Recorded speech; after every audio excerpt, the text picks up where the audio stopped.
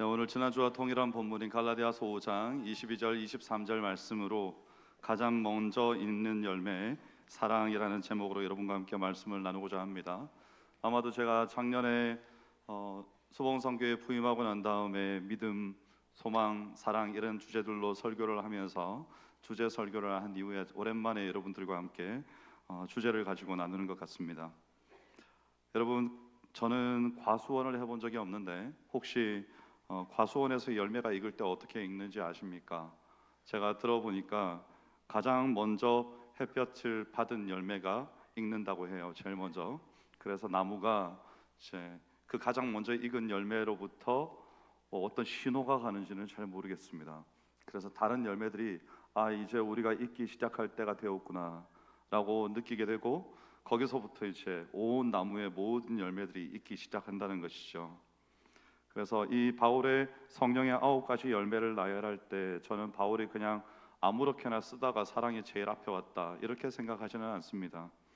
바울이 가장 먼저 이 열매로서 사랑을 제시했을 때 거기에 어떤 의도가 있지 않았을까 생각을 하고요. 그래서 그것을 다만 우연으로서 주어진 것이 아니라 바울이 생각했던 의도를 생각하면서 또 성경을 연구하고 또 이곳저곳을 함께 살펴보면서 여러분들과 함께 나눌 말씀들을 생각했습니다. 이 말씀을 나누기 전에 우리가 먼저 갈라디아서가 기록된 시대적 배경을 좀 이해해야 합니다. 갈라디아서는 여러 학자들이 이제 상반된 주장을 좀 하고 있긴 하지만 요약해 본다면 주후 48년경에 바울이 1차 선교 여행을 통해서 세웠던 갈라디아 남부의 교회들, 그 교회들에 이제 쓴 서신입니다. 그래서 예루살렘 공의회가 49년인데 그보다 한 해 빠르고요. 초대교회가 직면한 가장 근본적인 질문들을 여기에서 다루고 있습니다. 그 질문이 뭐였는가 하면, 기독교는 유대교 안에 개혁파로 남을 것인가, 아니면 완전히 새로운 종교가 될 것인가, 여기에 대한 질문입니다. 갈라디아 교회들이 바울이 떠난 후에 누구의 공격을 받았는가 하면 유대주의자들의 공격을 받았습니다. 이 유대주의자들이 주장하는 바는 뭔가 하면 예수 그리스도를 믿는 것만으로는 부족하다, 할례를 받아야 하고 율법을 지켜야 하고 그래야 온전한 하나님의 백성이 될 수 있다, 이렇게 주장을 한 겁니다. 그러니까 평생 유대교에 심취해 있었던 이 유대계 그리스도인들은 이제 그 말을 들으면서 아마 제 생각에는 처음에는 이상하지 않다고 생각했을 수도 있을 것 같습니다. 왜냐하면 그들이 평생 지켜온 것이기 때문에. 그런데 그 결과가 무엇이었는가 하면, 그런 것들을 함께 섞어서 진행한 결과가 어떻게 되는가 하면 갈라디아서 5장 15절에 만일 서로 물고 먹으면 피차 멸망할까 조심하라, 이런 참상이 된 겁니다. 서로 물고 먹는 곳, 갈라디아 교회가 그렇게 된 것이죠. 율법을 지키려고 애쓰면서도 공동체 안에는 분쟁과 시기와 분열이 가득 차 있었다는 겁니다. 그래서 서로를 판단하고 정죄하고 공격한 겁니다. 예를 들자면, 나는 할례를 받았는데 너는 안 받았다, 또 나는 음식법을 지키는데 너는 지키지를 않는구나, 이런 걸 가지고 서로를 판단하니까 공동체가 파괴된 것이죠. 음식법을 지키는 그리스도인들, 음식법을 지키지 않는 그리스도인들, 그 중간에서 지켜도 그만 안 지켜도 그만 또 이런 사람들, 이렇게 완전히 공동체가 파괴된 겁니다. 그래서 바울이 이제 전혀 다른 해결책을 제시합니다. 갈라디아서 5장 22절 23절 말씀이죠. 오늘의 본문인데 우리가 함께 다시 한번 찬찬히 읽어보겠습니다. 오직 성령의 열매는 사랑과 희락과 화평과 충성과 온유와 절제니 이 같은 것을 금지할 법이 없느니라. 아멘. 여기서 우리가 주목해야 될 핵심이 있는데 지난주에도 함께 나눴었죠. 헬라어 원문에서 성령의 열매는 단수형입니다. 열매들이 아니고 열매라는 것입니다. 이것이 무엇을 의미하는가 하면, 첫째로 9가지는 우리가 각각 노력해서 만드는 것이 아니라 성령이 우리 안에 계실 때 자연스럽게 나타나는 하나의 열매라는 것입니다. 그래서 이 9가지가 조화를 이루면서 열매를 형성하는 것이죠. 두 번째는 성령의 열매라고 했기 때문에 이 열매는 성령님께 소속되어 있습니다. 소유가 성령님께 있다는 것이죠. 그래서 우리 안에 있는 어떤 옛 사람이나 우리의 자력으로 그것을 생산해내는 것이 아니라는 겁니다. 성령님이 우리 안에서 열매를 맺어 가신다, 이런 뜻입니다. 그리고 셋째는 바울이 제일 먼저 언급하는 열매가 사랑이라는 건데요, 교회의 모든 문제가 여러분 혹시 어디에서 무엇이 부족한 데서 기인할 것 같으십니까? 질문하는 의도를 아실 테니까 당연히 사랑이라고 대답하시겠죠. 여러분, 사랑이 없으면, 고린도전서 13장에서도 말하죠. 사랑이 없으면 소용이 없다고요. 네. 그래서 이 사랑은 총체성을 상징하는 그런 열매로서의 역할을 합니다. 자, 그렇다면 이 사랑이 구약과 어떻게 연결되어 있을까요? 바울이 놀라운 선언을 합니다. 갈라디아서 5장 14절에 온 율법은 내 이웃 사랑하기를 내 자신같이 하라 하신 한 말씀에서 이루어졌느니라, 이렇게 말을 합니다.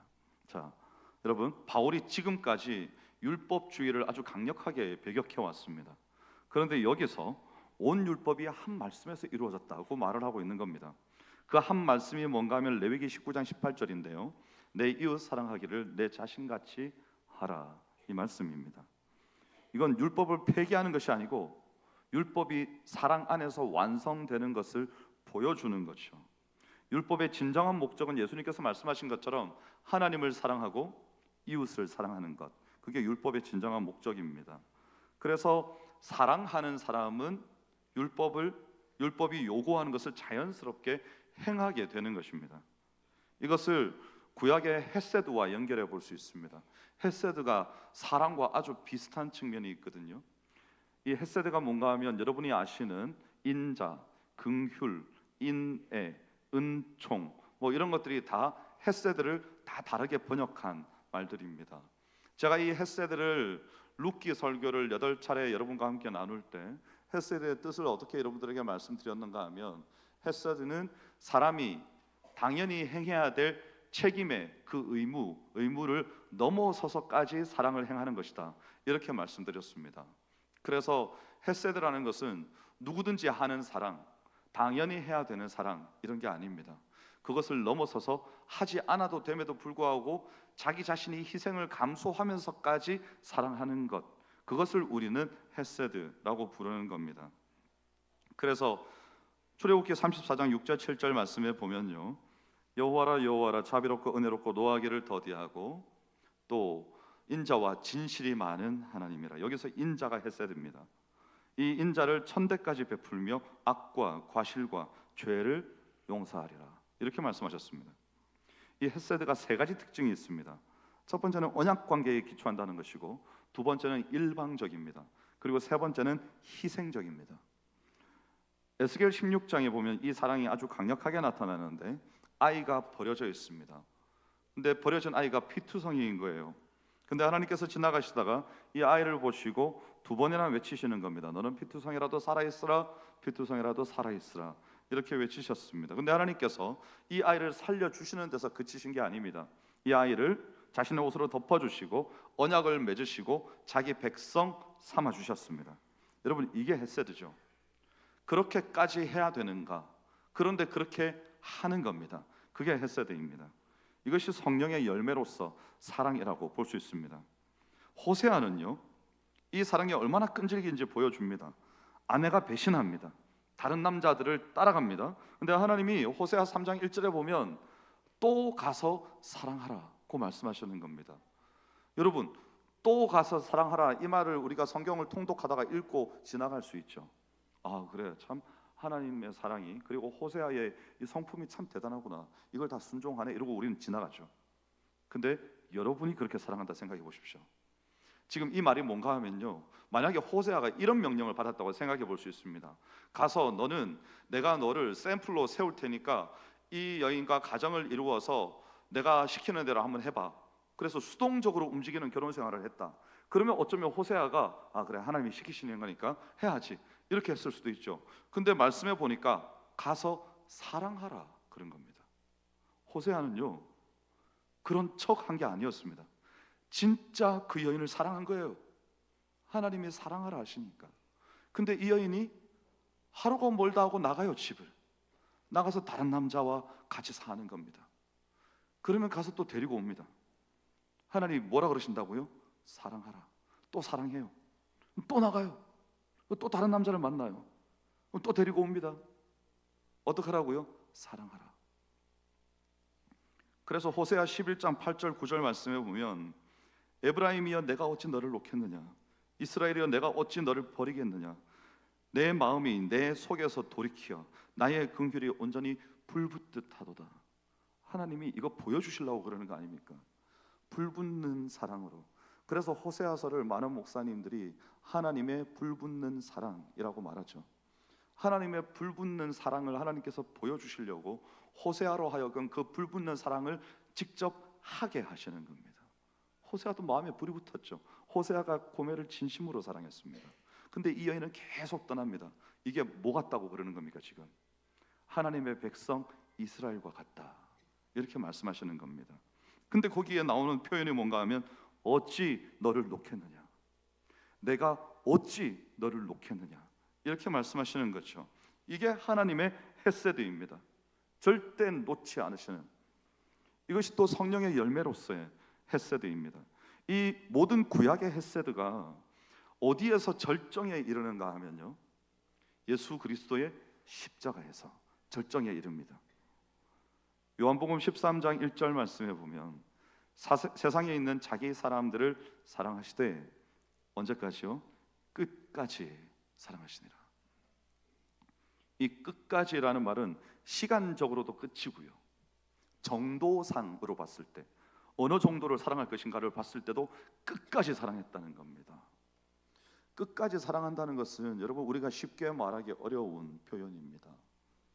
제가 군대에 있을 때 생각이 나요.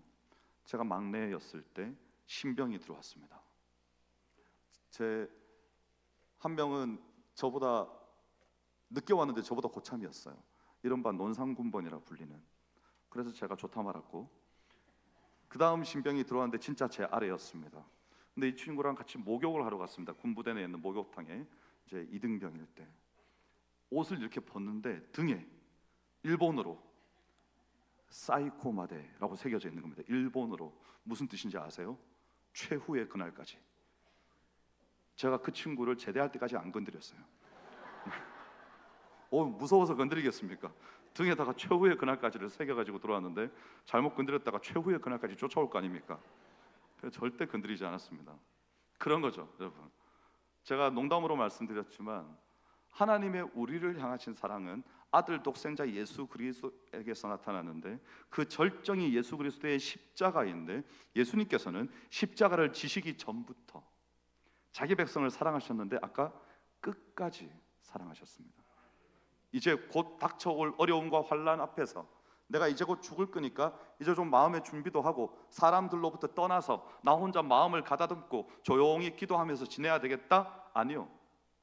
십자가에 달리기 직전까지 계속해서 제자들을 만나시고 사람들을 만나시고 격려하시고 하나님의 뜻대로 사는 것이 무엇인지 가르치시고 친히 그것을 나타내 보여주시고 그렇게 하셨습니다.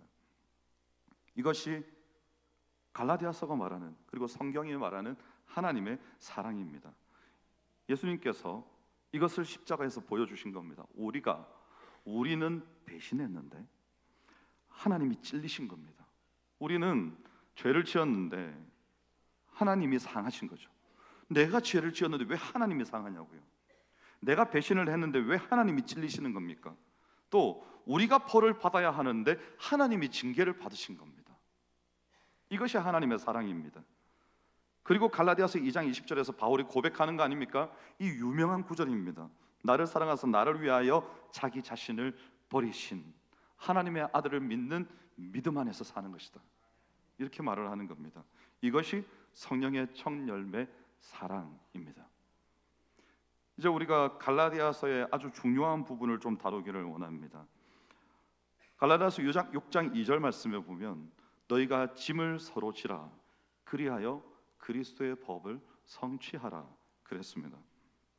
여러분, 그리스도의 법, 이게 뭡니까? 바울이 지금까지 우리가 모세의 율법 아래 있지 않다고 말하다가 이제 그리스도의 법 아래 있다고 우리에게 말을 하는 겁니다. 그리스도의 법이 뭔가 하면 5장 13절에 사랑으로 서로 종노릇하는 것입니다.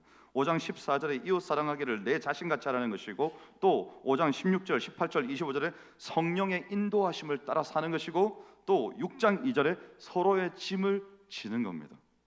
이게 사랑이라는 겁니다. 근데 갈라디아서 5장 6절이 이걸 요약하는데 어떻게 요약하는가 하면, 그리스도 예수 안에서는 할례나 무할례나 효력이 없으되 사랑으로서 역사하는 믿음뿐이니라. 믿음은 믿음인데 사랑으로서 역사하는 믿음입니다.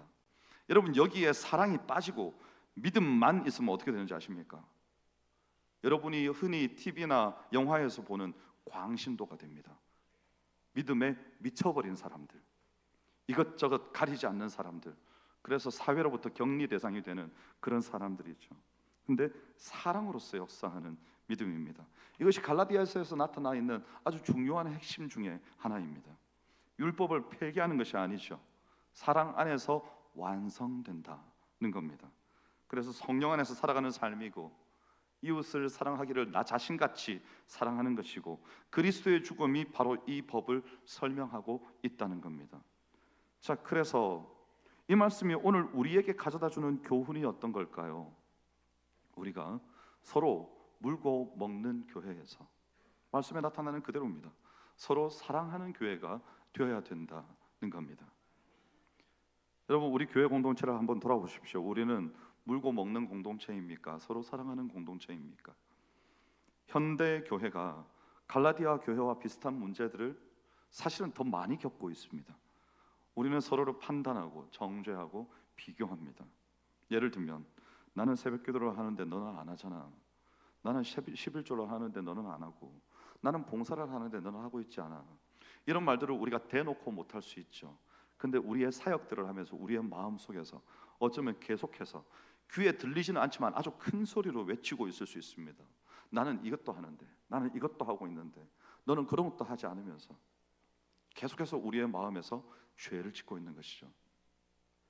판단하고 정죄하고 공격하는 겁니다.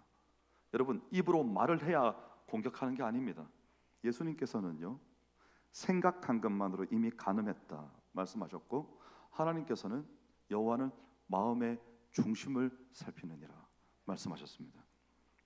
그래서 바울이 전혀 다른 접근을 제시하는데 그게 갈라디아서 5장 13절입니다.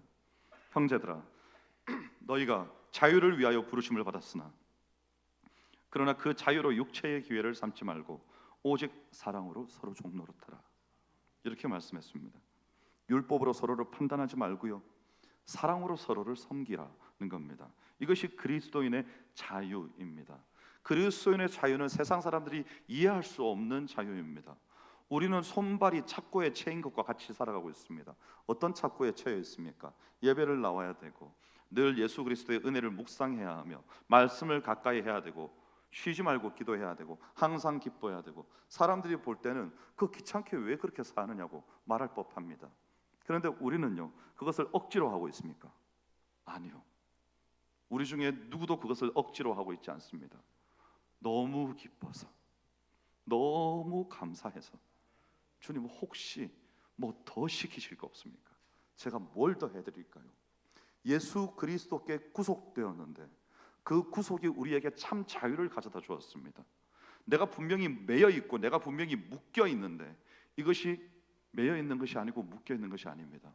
어느 누구보다도 자유롭고 세상 사람들의 유혹으로부터 자유로우며 하나님을 따르지 못하게 하는 어떤 사탄의 공격들로부터 하나님을 의지하기만 하면 그 모든 세상의 어려움들로부터 우리는 자유할 수 있습니다.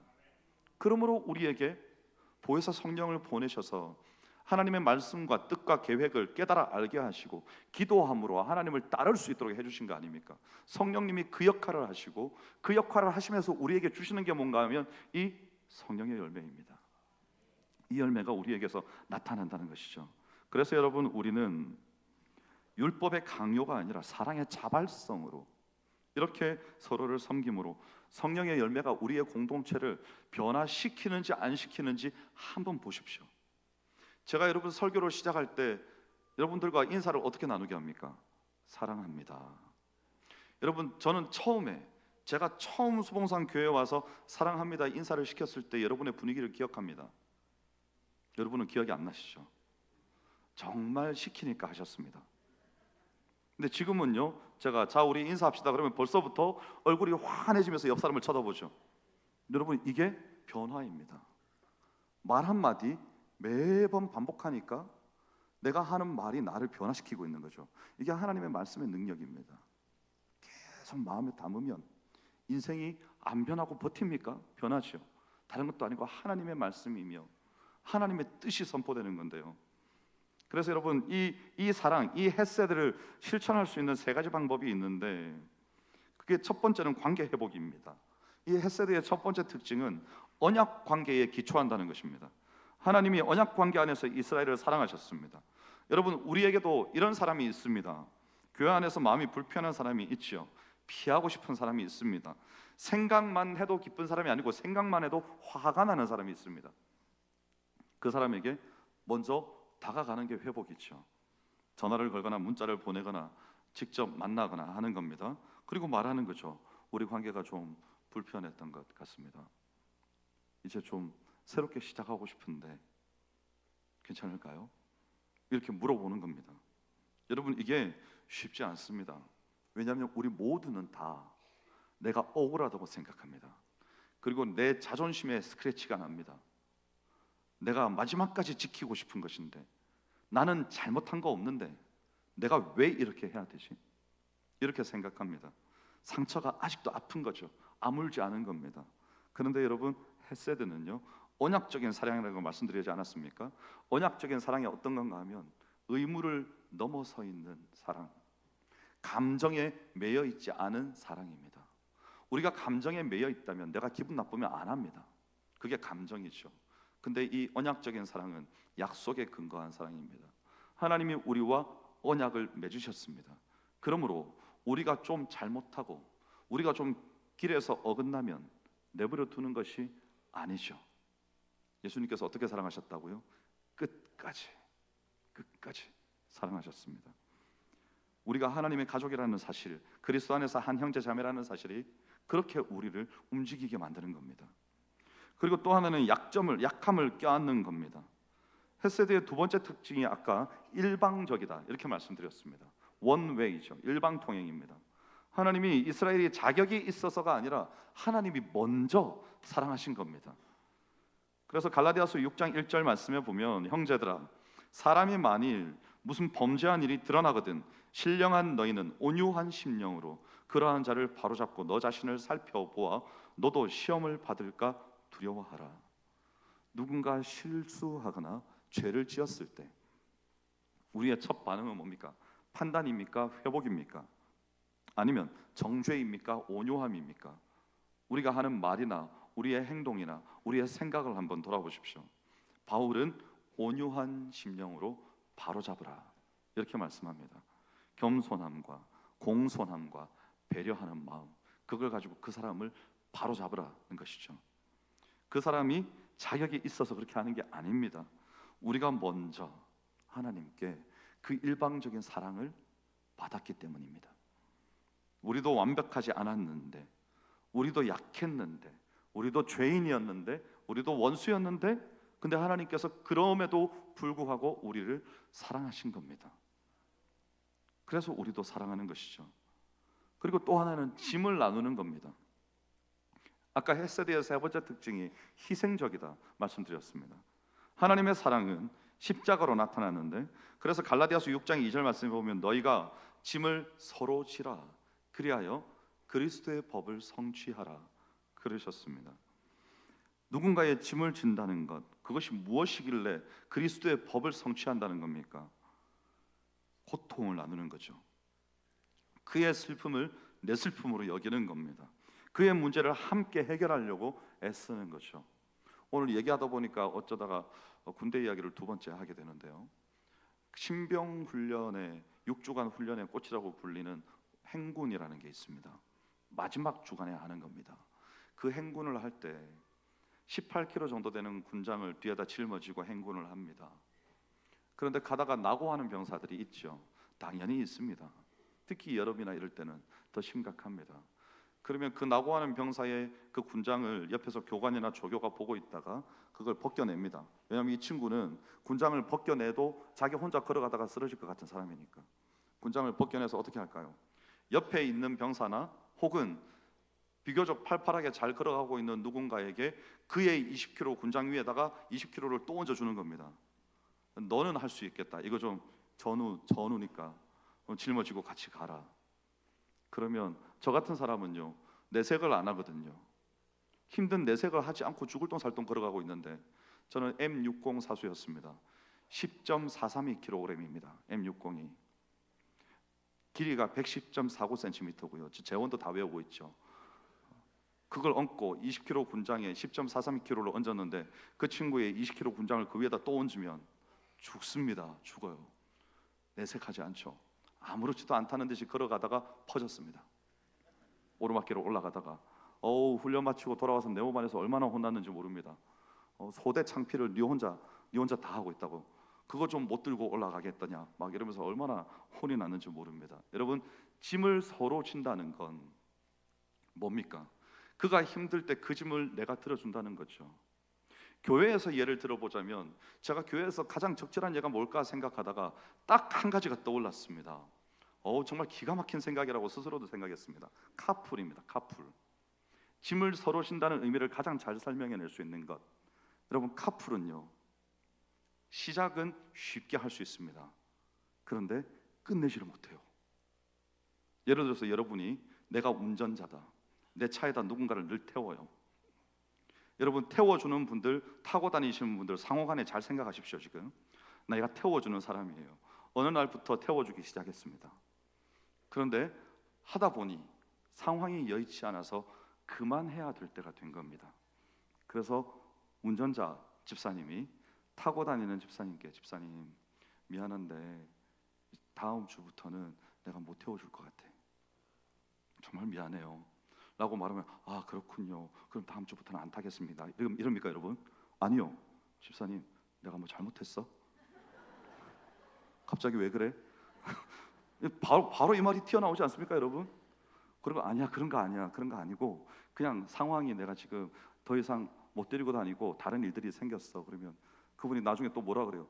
아니 말을 해. 그러지 않습니까 여러분? 제가 보니까 카풀이 딱 그런 것 같아요. 시작하기는 너무 쉬운데 끝낼 수가 없어요. 끝낼 수가. 여러분, 제가 카풀을 예로 들었지만 교회 사역들이 다 그렇죠.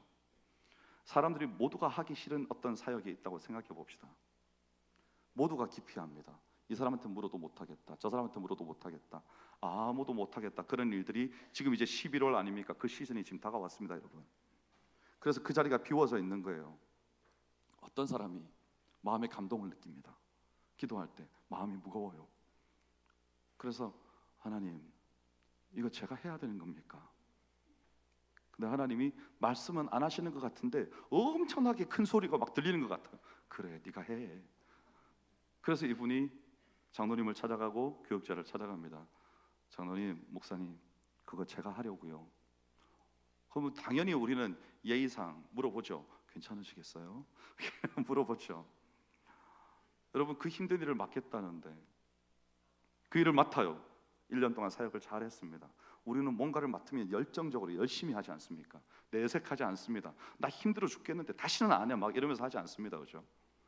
그 다음 해가 되었습니다. 총회를 합니다. 11월 달에 총회를 하는데 모두가 다 이 사람 저 사람 손들더니 지금 회장님이 연임하는 것으로 저는 추천합니다, 만장일치. 이러고는 자기들끼리 끝내고 넘어갑니다. 두 번째 해를 맞이했습니다. 세 번째 해가 되었는데 다 눈치 보고 아무도 말하지 않습니다. 조용히 있어요. 누가 하실 분 누구 추천해 주세요. 추천도 안 해요. 가만히 있어요. 3년, 4년 어디까지 가는지 아세요? 탈진할 때까지.